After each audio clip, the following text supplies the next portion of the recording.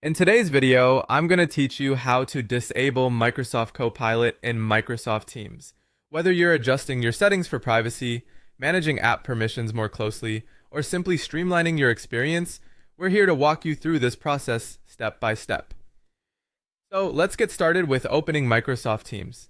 This first step is your gateway to accessing all subsequent settings and preferences that we're going to adjust today.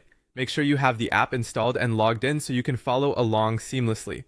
With Microsoft Teams open, turn your attention to the top right corner of your screen. Here you'll either see your profile picture or a small settings gear icon. Hover over this area to identify and click on it. Doing so will open a menu offering you a variety of options to personalize your Teams experience, from adjusting notifications to managing app settings, which is what we're focusing on today. Once you're in this menu, look for an option that reads either Manage Apps or Permissions. These sections allow you to exert more control over what integrations are permitted within your Teams environment. It's important for security and a more tailored user experience to regularly check the permissions and apps your account uses.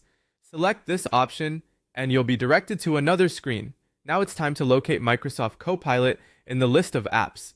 You might need to scroll down a bit depending on how many apps you have installed. Microsoft Copilot might not stand out immediately, but don't worry, if you look closely, you'll find it among your app listings. Identifying Copilot on this list is crucial as this is the app we want to adjust today. With Microsoft Copilot identified, click on it to reveal further options. Here you'll see choices like Disable or Remove. Either option will aid in deactivating Copilot from your Teams application. Disabling temporarily stops its functions, while removing it entirely erases it from your app list. Your preference depends on whether you plan to use it again soon or prefer it off your system altogether. Make your selection by clicking on the desired option.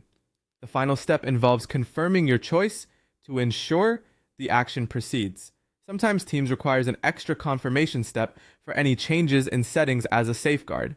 Once you've made your selection and confirmed it, go ahead and restart Microsoft Teams to apply the changes effectively. Closing and reopening Teams ensures that all settings are refreshed and that any changes you made are activated. Just like that, Microsoft Copilot should no longer be active within your Teams environment.